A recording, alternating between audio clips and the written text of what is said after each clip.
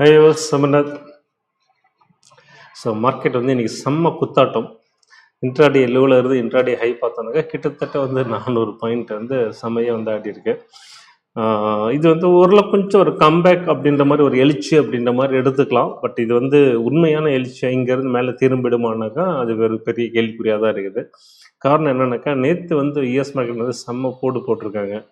So நல்ல காலத்துலேயே அவங்க மார்க்கெட் ஏறும்போது நம்ம மார்க்கெட் ஏறலை, அந்த மார்க்கெட் விழும்போது இல்லாட்டி அடி வாங்கும்போது நம்ம மார்க்கெட் ஏறிடுமா என்ன? ஸோ அந்த ஒரு கேள்விக்குறி வந்து இந்த இடத்துல பெரிய அளவில் இருக்குது. ஸோ இப்போ இருக்கிற இந்த ஒரு இது ஒரு கிளியரான ஒரு டைரக்ஷன் இல்லாத இந்த டைமில் வந்துட்டு மார்க்கெட்டை ஜஸ்ட்டு வேடிக்கை பார்க்குறது தான் பெஸ்ட்டாக இருக்கும். சும்மா வந்து நானும் எதாவது ட்ரேட் பண்ணுறேன், இதுலேயே வந்து எதாவது 4 காசு பார்க்கலான்னு நினச்சி உள்ளே இறங்கணுன்னாக்கா கையை சுட்டுக்க வேண்டியதாக இருக்கும். ஸோ சில நேரங்களில் வந்து இந்த மாதிரி வந்து அமைதியாக இருக்கணும். அது எப்படின்னாக்கா ரொம்ப கஷ்டம் தான். எப்படி சொல்லணும் அப்படின்னாக்கா, சரக்கு அடிக்கிறவன்ட்ட வந்து சரக்கும் சைடிஷும் கொடுத்துட்டு இதை வந்து தொடங்கக்கூடாது அப்படின்னா எப்படி இருக்கும்? அந்த மாதிரி தான் இருக்கும். வேறு வழியே கிடையாது. கண்ட்ரோல் பண்ணி தான் ஆகணும். இல்லைன்னாக்கா அதுக்குள்ள விலையை வந்து நம்ம கொடுத்தாகணும். ஓகே. ஸோ இந்த புரிதலோட வந்து ஃபர்தராக டீட்டெயில் வந்து வீடியோக்குள்ளே பார்க்குறதுக்கு முன்னாடி டிஸ்க்ளைமர். நான் வந்து ஸ்பிரிச்சுவல் அட்வைசர் கிடையாது. இங்கே பேசுகிறது எல்லாமே ஜஸ்ட் ஒரு எஜுகேஷன் பர்பஸுக்காக ஷேரிங் மை வியூஸ், அவ்வளோதான்.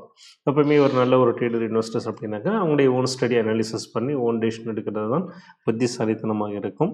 ஸோ இந்த புரிதலோட வீடியோக்குள்ளே போகிறதுக்கு முன்னாடி அண்ணனுடைய வழக்கம் போல் ஒரு தாழ்மையான வேண்டுகோள். சப்ஸ்கிரைப் பண்ணாமல் பார்க்குறீங்க, தயவு செஞ்சு சப்ஸ்கிரைப் பண்ணுங்கள், ஷேர் பண்ணுங்கள், லைக் பண்ணுங்கள், மோட்டிவேஷனாக இருக்கும். ஓகே, வீடியோக்குள்ளே போகலாம். ஐபிஓட வந்து ஸ்டார்ட் பண்ணிடலாம். ஸோ இப்போ பார்த்தீங்கன்னாக்கா நம்ம அந்த அமகை இது மீடியா பார்த்தோம். இது மீடியா இண்டஸ்ட்ரியில் இருக்கிறது அப்படின்னு சொல்லியிருந்தோம். ஸோ இன்றைக்கி வந்து இது வந்து லிஸ்ட்டாக இருந்தது. இன்றைக்கி லிஸ்டிங்கில் வந்து 3.53% நெகட்டிவாக வந்து ஓப்பன் ஆகிருக்கு. ஸோ இன்ட்ராடேயில் வந்து கொஞ்சம் இன்ட்ராடேயில் கூட பார்த்திங்கன்னா இந்த இஷ்யூ ப்ரைஸ் வந்து 361 அதை கூட தாண்டலை. ஸோ இது வந்து ஒரு டிசப்பாயின்மெண்ட்டாக இருந்திருக்கும். லாஸ்ட் ஐபிஓ வந்துட்டு பிசிசிஎல் பார்த்தவங்களுக்கு வந்துட்டு அப்படியே ஒரு நீர் எதிர்மாறாக இருக்குது. நீர் எதிர்மாறான்னு எடுத்துக்க முடியாது. ஏன்னாக்கா ஜஸ்ட் ஒரு மார்ஜினல் நெகட்டிவ் தான். மார்க்கெட் இந்த அடி போடும்போது வந்து ஒரு நெகட்டிவ் சென்டிமெண்ட் வந்து கண்டிப்பாக இருக்கும். ஸோ அதனால் கூட இது இருக்கலாம். தென் வந்து இப்போ ஓப்பனில் இருக்கிற ஐபிஓ அப்படின்னாக்கா ஷேடோஃபாக்ஸ் டெக்னாலஜிஸ் நேற்று கூட சொல்லியிருந்தேன். இது வந்து ஒரு பெங்களூர் பேஸ்டு லாஜிஸ்டிக் கம்பெனின்னு சொல்லியிருந்தோம். ஸோ இதோடைய சப்ஸ்கிரிப்ஷன் பார்த்தீங்கன்னாக்கா ஃபார் இந்த வீடியோ ரெக்கார்ட் பண்ணுற வரைக்கும் பார்த்தீங்கன்னாக்கா 1 டைம் சப்ஸ்கிரிப்ஷன் கூட டோட்டலாக வந்து வரல. இன்னும் ஒரு 2 days இருக்குது. 22 நாளைக்கு தான் வந்து சப்ஸ்கிரிப்ஷன் முடியுது. எப்படி இருக்குன்னு பார்க்கலாம். ஸோ இதோடைய இஷ்யூ சைஸ் வந்து 1900 crores. ப்ரைஸ் பேண்ட் வந்து 118, 100 and 124 ரேஞ்சில் இருக்கும். மினிமம் இன்வெஸ்ட்மெண்ட் பார்த்தீங்கன்னாக்கா 14,160 வந்து கண்டிப்பாக வேணும். இதோட லிஸ்டிங் டேட் வந்து 28 வந்து ஷெட்யூல் பண்ணியிருக்கேன். ரைட். ஸோ ஃபர்தராக நாளைக்கு இதோட டீட்டெயில் பார்த்துட்டு பார்க்கலாம். தென் இப்போ வந்து நேராக நம்ம மார்க்கெட்டுக்குள்ளே போகலாம். ஸோ இன்றைக்கி மார்க்கெட் பார்த்திங்கனாக்கா இன்ட்ராடேயில் வந்து நிஃப்டி வந்து செம்மையாக ஆட்டம் போட்டிருந்தது. நான் வேணால் அதை சார்ட்டில் காட்டுறேன். நான் கிட்டத்தட்ட இன்ட்ராடே லோவில் இருந்து பார்த்திங்கனாக்கா எகெயின் வந்து ஒரு நல்ல ஒரு ரெக்கவரி கொடுத்தது. ப்ளஸ் கிட்டத்தட்ட போனது போயிட்டு திருப்பி அகெயின் அங்கேருந்து வந்து மார்க்கெட் இறங்கி ஒரு end of the day 75 point வந்து நெகட்டிவாக முடிஞ்சிருக்கு. அதே மாதிரி லார்ஜ் கேப் பார்த்தீங்கன்னாக்கா 79 பாயிண்ட்ஸ் வந்து நெகட்டிவாக முடிஞ்சிருக்கு. Mid cap 216, small cap 116 and micro gap வந்து 170 பாயிண்ட் எல்லாமே வந்து நெகட்டிவில் முடிஞ்சிருக்கு.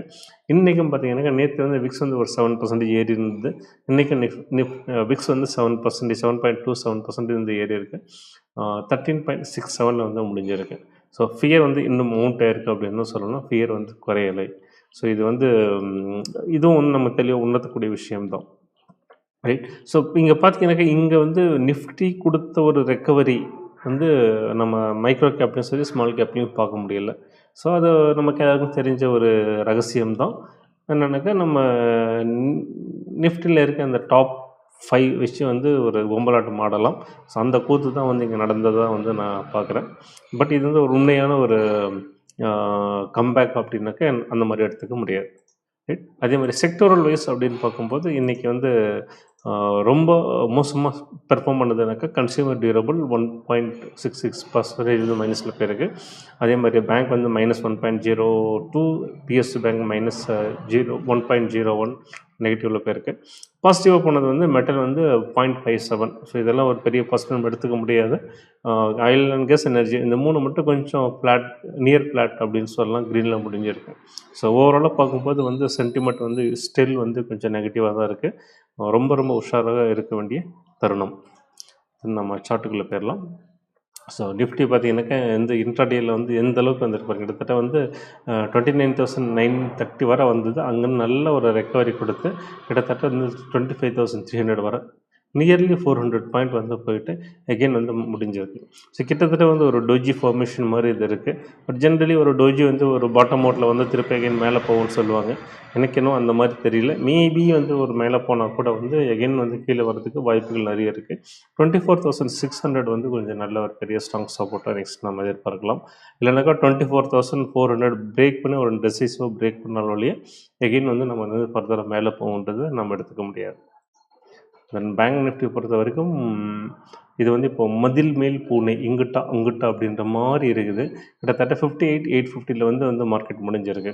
நல்ல ஒரு கீழே வந்த மார்க்கெட் வந்து க்ளோசிங் வந்து நல்ல அந்த எக்ஸாக்டான அந்த சப்போர்ட் லெவலில் வந்து முடிஞ்சிருக்கு. ஸோ இங்கேருந்து ஒரு கம்பேக் கொடுத்தாலும் உண்டு, இல்லைனாக்கா வந்து மார்க்கெட் ஃபர்தராக கீழே ஆரம்பிச்சதுன்னா பேங்க்கு நல்லா அடி வாங்கும். 57,500 தான் நெக்ஸ்ட்டு இதுக்கு சப்போர்ட் ஆக்ட் ஆகும். அதே மாதிரி ஐடி பார்த்திங்கனாக்கா எகெயின் அந்த சப்போர்ட் வந்து 37,800 சப்போர்ட்டை இன்ட்ராடேயில் பிரேக் பண்ணால் கூட க்ளோசிங் வந்து அதுக்கு மேலே தான் கொடுத்துருக்கு. ஸோ இது ரெண்டுமே ஒரு பாசிட்டிவாக எடுத்துக்கலாம். பட் இதை வச்சே நம்ம வந்து மார்க்கெட் வந்து டைரக்ஷன் வந்து மேலே திரும்பிச்சுன்னு எடுத்துருக்க முடியாது. ஒன்ஸ் அகெயின் இது எல்லாமே நிஃப்டி ஆகட்டும், பேங்க் நிஃப்டி, ஐடி எல்லாமே வந்துட்டு ஒரு நல்ல ஒரு டெசிசிவ் கேண்டில் வந்து இந்த சப்போர்ட்டுக்கு மேலே வந்தால் தான் நம்ம ஒரு கம்பேக் வந்து பாசிபிலிட்டிஸ் இருக்குன்ற மாதிரி எடுத்துக்க முடியும். தென் ஸ்மால் கேப் அகெயின் பார்த்திங்கனாக்கா நல்லாவே வந்து கீழே வந்துட்டு இருந்தது. இதனுடைய சப்போர்ட் நெக்ஸ்ட்டு பார்த்திங்கனாக்கா ரொம்ப தள்ளி இருக்குது. 15,000 இருக்குது. இப்போ வந்து 15,479 இருக்குது. 15,000 அதோட நெக்ஸ்ட்டு சப்போர்ட். ஸோ இது வந்து எனக்கு வந்து எந்த விதமான ஒரு ஸ்ட்ராங் பாசிட்டிவிட்டி வந்து கொடுக்க மாட்டேங்குது. ஸோ இந்த இடத்துலலாம் கூட சொல்லியிருந்தேன் நான், நிஃப்டி கூட சில டைம் வந்து ஒரு பாசிட்டிவிட்டி வந்தால் கூட ஸ்மால் கேப்பில் வந்து எனக்கு எந்த ஒரு பாசிட்டிவிட்டின்னு தெரியல. அது வந்து கொஞ்சம் நெருடலாக தான் இருக்குன்னு நான் திரும்ப சொல்லியிருந்தேன். அதே மாதிரி தான் வந்து நடந்திருக்கு. இப்போவும் வந்து எனக்கு ஸ்மால் கேப் பொறுத்த வரைக்கும் இன்னும் அந்த பாசிட்டிவிட்டியாக எனக்கு தெரியல. ஸோ ஸ்மால் கேப் தான் ஒரு ரியல் ட்ரூ பிக்சர் வந்து மார்க்கெட் கொடுக்கும், உள்ளபடி சொல்லும். இந்த நிஃப்டி வந்து அப்படியே வந்து மேலே போகிற மாதிரி போகும், திருப்பி இறங்க மேலே போகிற மாதிரி, இது ப்ரிட்டன் பண்ணுறது எல்லாமே நிஃப்டியில் கூத்தடிப்பாங்க. பட் ஸ்மால் கேப் வந்து ஒரு நம்பலாம், ஒரு நம்முடைய ஃப்ரெண்டு மாதிரின்னு வச்சுக்கோங்களேன். ஃப்ரெண்டை நம்பலாம், மற்றவங்கள நம்ப முடியாது. அது மாதிரி தான் இதுவும். ஸோ ஓவராலாக பார்க்கும்போது நம்ம இந்தியன் மார்க்கெட் வந்துட்டு எந்த ஒரு பாசிட்டிவிட்டி ஸ்ட்ராங்காக இல்லை. ஸ்டில் அந்த ஒரு நெகட்டிவ் டெரிட்டரியில் தான் வந்து மார்க்கெட் இருக்குது, நெகட்டிவ் ஜோனில் தான் இருக்குது. ஃபர்தராக வந்து கீழே போகிறது கூட வாய்ப்பு இருக்குது. ஸோ ரொம்ப கவனமாக இருங்க. எந்த காரணத்தை கொண்டு லாங் பொசிஷன் இப்போதைக்கு எடுக்க வேண்டாம். ஒரு நல்ல ஒரு அப்சல்யூட் ஒரு கம்பேக் சிக்னல் கிடைக்கிற வரைக்கும் ஒரு லாங்கில் இருந்து தள்ளி நிற்கிறது தான் வந்து புத்திசாலித்தனமாக இருக்கும். ஜஸ்ட்டு மார்க்கெட் வந்து வேடிக்கை தான் பார்த்தோம், வேறு வழியே கிடையாது. தென் நம்ம பெரிய இந்த யூஎஸ் மார்க்கெட் பார்த்திங்கனாக்கா நேற்று வந்து சிறப்பாக வந்து செஞ்சுருக்காங்க. பார்த்திங்கன்னா நேற்று டவ் வந்து 870 பாயிண்ட் வந்து நேற்று வந்து மைனஸில் போயிருக்கு, 1.76%. S&P 500 வந்து -1.43, அதுவும் பார்த்திங்கன்னா 2%. நாஸ்டாக் காம்போசிட் இண்டெக்ஸ் வந்து -560, அதுவும் மோர் தென் 2%. ஸோ இங்கே நல்லா பார்த்திங்கனாக்கா அந்த சப்போர்ட் வந்து ஒரே கண்டில் பாருங்கள், நல்ல ஒரு கேப் டவுன் கொடுத்து சப்போர்ட் பிரேக் பண்ணி கீழே வந்துருக்கு. ஃபர்தராக இன்னும் ஒரு 2 கால் ஃபார்ம் ஆச்சுனாக்கா இன்னும் கொஞ்சம் கூட நல்லாவே கீழே வரதுக்கு வாய்ப்பு இருக்குது. அதே மாதிரி S&P 500 பார்த்திங்கன்னா அதே ஒரு நல்ல ஒரு கேப் டவுன் கொடுத்து சப்போர்ட் வந்து பிரேக் பண்ணியிருக்கேன். ஆல்ரெடி வந்து Nasdaq composite all time high ஜோனில் இல்லை, பட் டவ் அண்ட் S&P வந்து ஆல் டைம் ஹை ஜோனில் இருந்து கன்சோலிடேட் ஆகிட்டு இருந்தது. இது ஆல் டைம் ஹை ஜோன்லேயே போல் நியர் ஆல் டைம் ஹை ஜோனில் மட்டும்தான் இருந்தது. பட் எதுவும் பார்த்திங்கன்னா நல்ல ஒரு கேப்பை கொடுத்து டவுன் ஆகிருக்கு. ஸோ ஃபர்தராக வந்து கீழே வரதுக்கு கூட சான்சஸ் இருக்குது. எனக்கு ஒரு விஷயம் வந்துட்டு நம்ம டேரிஃப் ஐயா அவர்கள் வந்துட்டு எல்லா படையும் வந்து இந்த டென்மார்க் அந்த கிரீன்லாண்ட் இஷ்யூவை நோக்கி வந்து நகர்த்திட்டு இருக்கிறாரு அப்படின்ற மாதிரி ஒரு இது இருக்குது. அதே மாதிரி வந்து ஹிடனில் வந்துட்டு ஈரானுக்கு வந்து அடிக்கிறதுக்கு ப்ரிப்பரேஷன்லாம் போயிட்டுருக்கு அப்படின்ற மாதிரி ஒரு இது நியூஸ் இருக்குது. இது வந்து ஜியோபொலிட்டிக்கல் எப்போனா எப்படி வேணால் நடக்கலாம். ஸோ அதோடைய பயம் கூட வந்துட்டு நேற்று மார்க்கெட் விழுந்ததுக்கு ஒரு பெரிய காரணம். ஸோ எகெயின் பார்த்தோன்னாக்கா யூஎஸ் மார்க்கெட்டும் எந்த ஒரு பாசிட்டிவிட்டியே எதுவுமே கிடையாது. ஸோ அதுவும் வந்து நம்மளது வந்து அப்சல்யூட் நெகட்டிவ் டெரிட்டரியில் தான் இருக்குது, அவங்களது என்ட்ரிங் நெகட்டிவ் டெரிட்டரி அப்படின்ற மாதிரி தான் இருக்குது. ஸோ இப்போதைக்கு வந்து புத்திசாலித்தனமான விஷயம் எதுவாக இருக்குன்னாக்கா மார்க்கெட்டில் எந்த ஒரு ட்ரேடோ இன்வெஸ்ட்மெண்ட்டோ கொஞ்சம் பண்ணாமல் கொஞ்சம் மார்க்கெட்டை வேடிக்கை பார்த்துட்டு ஒரு கன்ஃபர்மேஷன் எது சைடு கிடச்சதுக்கப்புறம் பண்ணுறது தான் புத்திசாலித்தனமாக இருக்கும். ஸோ இதோட இந்த வீடியோ முடிச்சுக்கலாம். ஸோ நெக்ஸ்ட் வீடியோ பார்ப்போம். Until by. தேங்க்யூ.